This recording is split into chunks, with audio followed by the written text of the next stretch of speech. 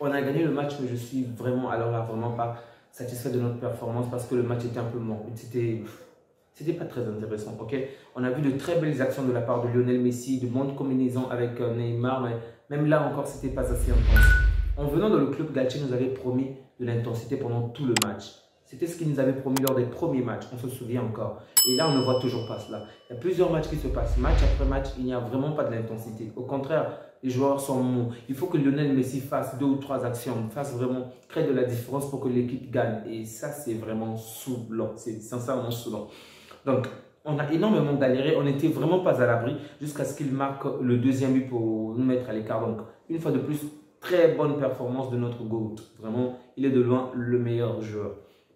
Donc, Messi d'abord, avec le premier but donc, qui combine avec Mukele qui délivre la passe décisive à excusez-moi, qui délivre la passe décisive à Ekitike. Vraiment un excellent but, une excellente combinaison. En seconde période, c'est cette fois-ci Messi encore. Donc Ramos qui fait la passe à Messi. Messi qui donne une excellente passe vraiment du pied à Ekitike. Ekitike qui donne à Mukele et Mukele qui rend à Messi. Messi qui fait la différence. Donc tout est tellement si simple avec Messi qu'on a l'impression que tout est simple. En fait, il rend les choses tellement simples que c'est tellement magnifique à voir et ce joueur-là est juste fabuleux. Nous sommes vraiment contents qu'il soit de retour. Je suis triste qu'on n'ait pas célébré le fait qu'il puisse être champion, même si l'adversaire était la France.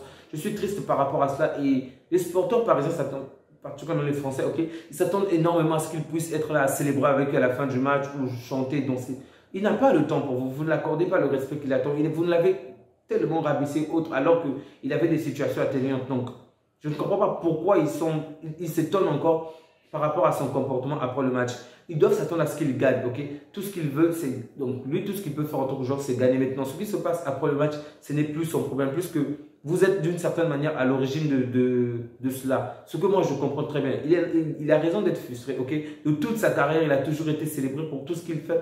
Et il se donne à fond. Et là, vous l'avez crié dessus comme du n'importe quoi. Vous vous attendez vraiment à ce qu'il puisse s'en remettre. Et là, le jour même, alors qu'il est champion du monde, il revient chez vous, vous ne le célébrez pas. Au contraire, rien du tout. Appelle les acclamations. Après, vous vous attendez encore qu'à la fin du match, après qu'il ait réalisé de très bonnes performances, qu'il puisse être là à vous acclamer. Mais sincèrement, oh, descendez de vos cheveux quand même. Vous n'êtes pas des rois du monde, sincèrement. Moi, je comprends exact, je le comprends quand même. Un roi en Argentine, un roi en Espagne, et là, vous l'avez rabaissé comme n'importe qui lorsqu'il n'était pas en forme. Vous vous attendez vraiment à ce qu'il puisse être là pour vous, sincèrement. Il gagne la Coupe du Monde, toujours rien. Moi, ça ne m'étonne pas, sincèrement. Je le soutiens complètement, sincèrement. Je suis totalement d'accord avec ce qu'il fait.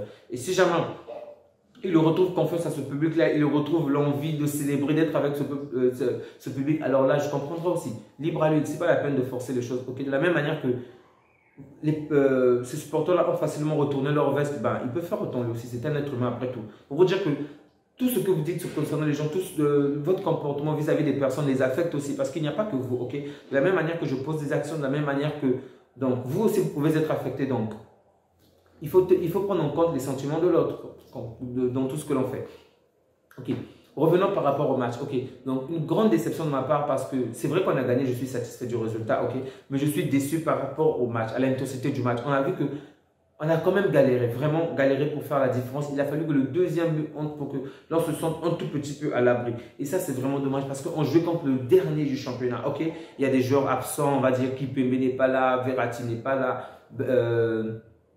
Kylian n'est pas là, mais ce n'est pas une raison. Galtier nous avait promis de l'intensité, on ne voit pas l'intensité, on ne voit pas du bon jeu. Le jeu est vraiment nul, vraiment un match triste, il faut le dire ainsi. Si un ou deux joueurs ne font pas la différence, ben on assiste pratiquement à rien du tout. Vraiment rien du tout. Et ça devient un tout petit peu inquiétant parce que la Ligue des Champions s'approche et là, je crois qu'il ne reste plus que 6 matchs avant d'affronter le Bayern. Ben, ce n'est pas du tout réjouissant de voir ce genre de performance, sincèrement.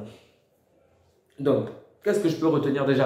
Par rapport à ce match, j'ai trouvé une fois de plus Ekitike performant. Je le disais déjà lors de la vidéo dernière, qui dit qu'il continue de marquer et ça, c'est vraiment une très très bonne chose. Ok. Aujourd'hui encore, il a marqué. C'est vraiment à féliciter, ok? Parce que lorsqu'on se réfère un peu à notre à la période du mercato passé, donc du mercato de l'été, il n'y a pas vraiment eu faut le dire ainsi, de bonnes pioches. Les joueurs qui jusque-là se démarquent sont un tout petit peu, on va dire, Ekitike, Vitinha et peut-être Mukele. La plupart d'entre eux vraiment ne foutent absolument rien. On est vraiment déçus. Et je ne comprends pas pourquoi jusque-là, Galtier garde certains joueurs sur le terrain. Une personne comme David Luiz n'a vraiment rien foutu. Pourquoi le garder sur le terrain, sincèrement? Mettre un jeune vraiment aurait fait vraiment la différence. On a vu de quelle manière Zahir a mieux joué avec le peu de temps qu'on l'a accordé. On a vu du talent dans le jeu. On a vu vraiment que le mec est talentueux. Le mec il sait vraiment quoi faire. Mais là, il nous laisse un Ruiz qui ne fout rien pendant plus de 60 minutes sur un match aussi complexe. Sincèrement, c'était vraiment nul, vraiment nul. Le jeu, donc, on n'avait vraiment pas un milieu du terrain. Quelquefois, j'ai dû voir Neymar, surtout en première période, je crois, revenir jusqu'au milieu pour réorganiser le jeu. Même Vitinha, vraiment, je ne dis pas que Vitinha est nul, ok? C'est l'un des joueurs qui nous satisfait vraiment, surtout depuis la saison passée. Mais Vitinha, avant la Coupe du Monde, donc en début de saison, m'a vraiment satisfait avec les performances, la manière de jouer, vraiment. J'avais l'impression de voir un autre Verratti. Mais depuis que la Coupe du Monde, depuis la repose de la Coupe du Monde, ben, je pense à la fin, après, juste avant la Coupe du Monde et après la Coupe du Monde, il ne brille plus comme avant. Je ne sais pas, il a comme s'il a perdu cette magie-là. Il est toujours intéressant, ok, mais c'est moins qu'avant. Et ça, c'est quand même triste. Je veux vous revoir ce Vitinha-là, vraiment, sincèrement. Je ne sais pas pourquoi Galtier ne met pas encore plus de jeunes. C'est vrai que déjà, il a fait un très grand pas par rapport à Pochettino et les autres. Ouais. Ce n'est toujours pas suffisant, surtout lorsque tu sais que certains titulaires ne foutent vraiment rien. Parce que lorsque je pense qu'on s'est débarrassé de Gana Gueye, de Draxler, et tu vois des joueurs comme Ruiz, vraiment, tu ne peux qu'avoir les mains sur la tête parce que ils sont vraiment nuls, sincèrement. Et je ne pense pas que c'est Zidane qui va changer quoi que ce soit. Parce qu'en ce moment, il y a des rumeurs comme quoi on va se débarrasser de Galtier si jamais il perd le match contre Bayern. Ce que je pense qu'on ne devrait pas. Moi, je pense qu'il lui faut plus de temps. Mais les rumeurs disent que plus que Zidane est libre, puisqu'il n'a pas pu signer il n'a pas pu être pris comme sélectionneur de la France. Donc, si jamais on venait à perdre comme le match contre le Bayern qui est le 14 février, ok, donc on n'a plus que 6 matchs avant ce match-là. Si jamais on venait à perdre, à se faire éliminer face au Bayern, on va se débarrasser de lui. Je ne pense pas que ça va résoudre le problème parce que se débarrasser constamment des coachs ne résout pas vraiment les problèmes. On l'a vu avec Chelsea qui se débrouille assez bien, ils se sont débarrassés de Tuchel, avec Potter ce n'est pas mieux. Ils veulent encore se débarrasser de Potter pour prendre Pochettino. On l'a vu avec Paris quelques années plus tôt. En se débarrassant de Tuchel, il est allé gagner la Ligue des Champions avec Chelsea. Donc, se débarrasser du coach n'est pas toujours la solution. Et prendre Zidane encore moins. Parce que qu'est-ce qu'on reproche à cette équipe? Ce ne sont pas toujours les victoires, ok? On arrive à gagner. C'est vrai que ce n'est pas encore le cas par rapport à la finale de la Ligue des Champions, mais au championnat, en coupe, il n'y a pas de problème. On gagne, ok? En Ligue des Champions encore, on doit aller plus loin et espérer gagner. Ok, je peux le comprendre. Mais l'une des choses qu'on reproche, c'est que notre équipe monte souvent en intensité. 1. 2. Notre équipe n'a pas de très bon jeu. Okay. Et avec tous les coachs qu'on a eu, le jeu n'est pas vraiment intéressant. Donc, appeler Zidane ne va vraiment pas résoudre. Peut-être en Ligue des Champions, on va dire espérer gagner, ok, malgré un mauvais jeu, il faut le dire. Mais si on se plaint tout le temps du jeu et prendre une personne qui n'a vraiment pas de jeu intéressant, on ne résout pas le problème. Donc, moi, je me dis, il faut peut-être espérer avoir des gens comme il s'appelle comment déjà?